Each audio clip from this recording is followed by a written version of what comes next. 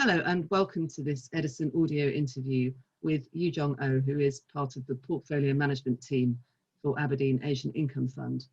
It's Tuesday, the 15th of September.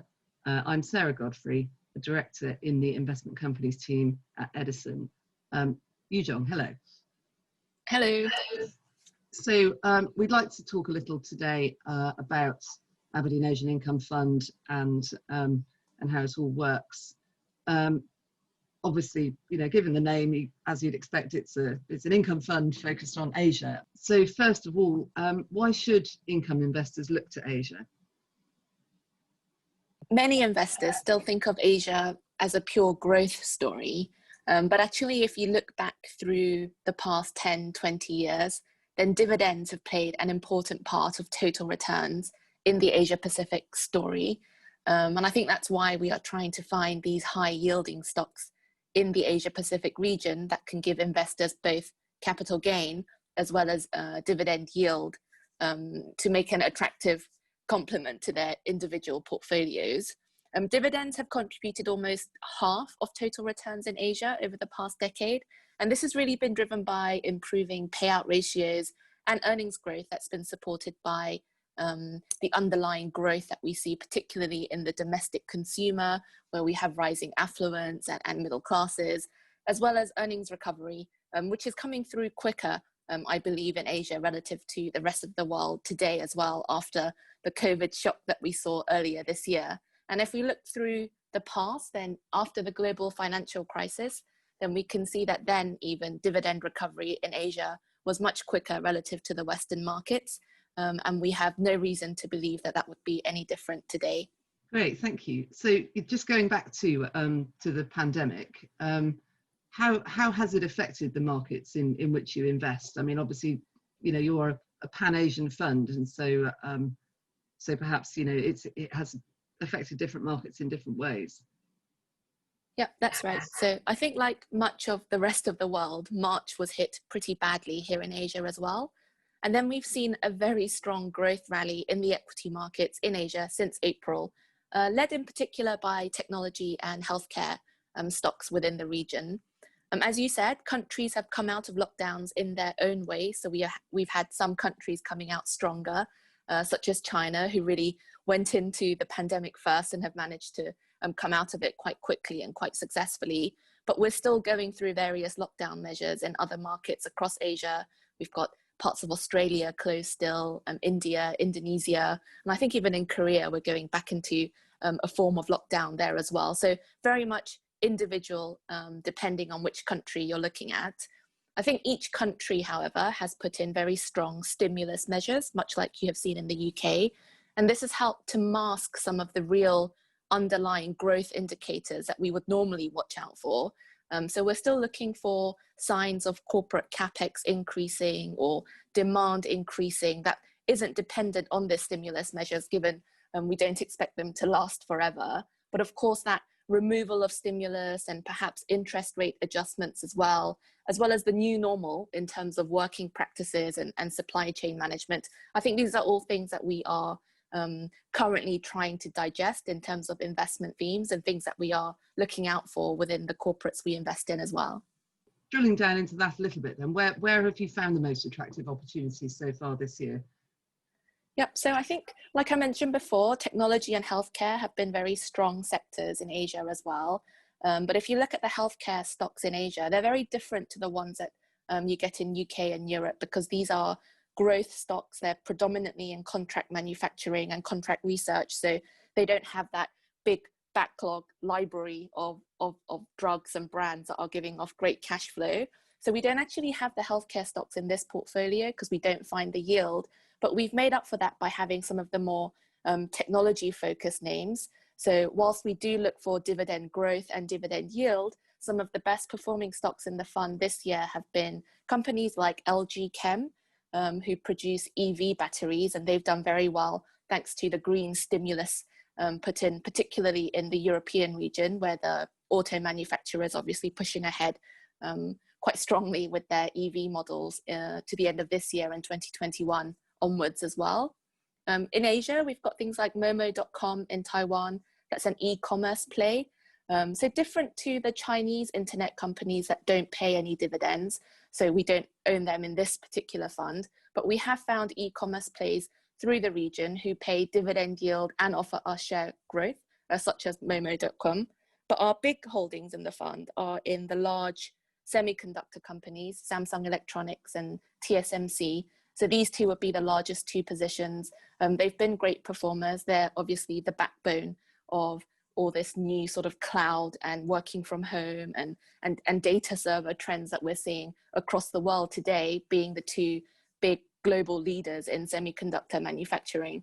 So they have been great performers in the fund. And again, thanks to their strong balance sheets, they are good dividend yield stocks, giving us good dividend payments from the cash flows that they generate. So obviously, I mean, there's a lot of focus on technology stocks lately, with coming off the boil slightly in America, for example. What do you see as the key themes for the year ahead? Yeah, so maybe it will be a reverse of what we've spoken about so far. So I think one of the things about having such a strong rally in technology stocks is that growth and momentum have really been the style that's been in favor since April. That's really been driving the equity markets out in Asia. And what's really lagged has been value. So value's been a key underperformer. So there are some companies in Asia trading at very attractive multiples today. And if you look at dividend yield, this is normally a key value indicator. So that, as you can imagine, has been a laggard year to date as well. Dividend yield normally outperforms when rates are low, but this has obviously not been the case in 2020. And that's largely because investors just don't trust the yield, given so many companies have been cutting their dividends all over the world. So I think in this environment, it has been pretty sensible to have a broad-based dividend strategy, just given these cuts have come from all directions. And it's not necessarily financially driven. Sometimes a regulator has stepped in to forbid dividends in certain sectors. So I think having that broad-based dividend strategy is much more important today than trying to operate a barbell strategy where you're reliant on just a handful of high yield names for dividend yield within the fund. Right. Well, that sounds like sensible strategy. Should investors in Asia be worried about the forthcoming US election? Yes and no. So yes, please be worried about it. And I'm afraid I don't have very good answers for you, but it's obviously something that we are looking at closely and tracking, and it's certainly generating a lot of headlines that's impacting all the companies out here in Asia as well. But there are, of course, winners and losers to whatever headlines are coming out of America. So for example, just even year to date, the China agenda that they keep pushing, whether it's banning TikTok or imposing sanctions on Huawei, this can have very different impacts on different companies, even within the Asia region. So for us, within this fund, we don't own Huawei, but we own Samsung that I've spoken about before.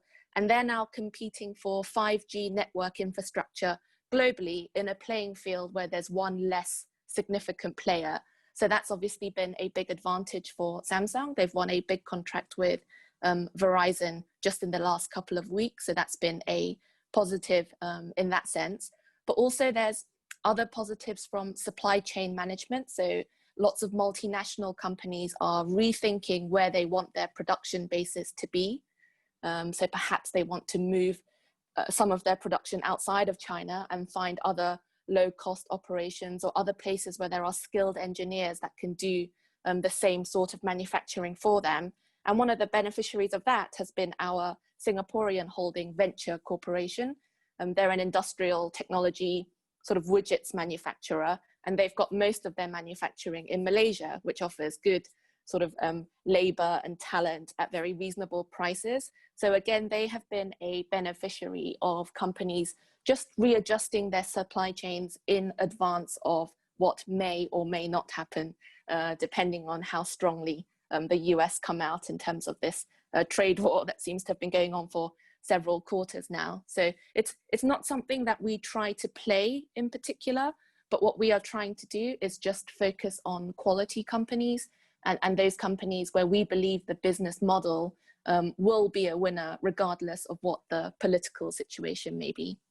So just to round up then, Aberdeen Standard is a company that prides itself, I believe, on the quality of its environmental, social and governance research. How important are those ESG factors for your investment process? Oh, very important. Thank you for this question. So I think our ESG work continues regardless of what's going on in the markets. I think what we have seen certainly year to date is that better quality companies have had a better crisis thanks to good management teams and risk control frameworks. So we really believe that good E, S and G management contributes to better performance in the long run, as well as more sustainable dividends as well. I'd say that ESG is also becoming more financially material in Asia. And as early movers to adopt ESG into our process, we've always focused on that governance aspect slightly more, given that's where we felt the biggest catch up to the global markets was. But now we're seeing more and more engagement on the E and S side as well. And we're getting credited for it for external ESG rating providers such as MSCI. So if you look at the MSCI rating for this fund, then you will see that our ESG quality score is higher than that of the benchmark. And that's on a holistic fund basis, as well as on an individual E, S and G component as well. And I think the work that we do, it's so broad-based. I mean, it can be engaging on water usage with the semiconductor companies, or supply chain accountability with the consumer companies, or it can be really as simple as just providing a liaison between the corporate and the MSCI ESG rating analyst to explain why we believe the rating should be higher. And we've actually been able to get higher ESG ratings given to some of the companies that we invest in by providing this sort of engagement and open discussion forum with the third party MSCI rating agency as well. So that's been very helpful. It obviously raises the profile of our fund as well, and it raises our profile amongst the corporate universe here in Asia. So a lot of companies coming to us and asking us, you know, what can we do better? What would you recommend as global investors? So it's a sort of two-way street or a mutually beneficial journey, which I hope we can carry on and keep raising the score of this income fund as well. Great. Well, thank you very much, Yoojeong. It's been a pleasure talking to you about the Aberdeen Asian Income Fund. I've been Sarah Godfrey, and thank you for listening to this Edison audio interview.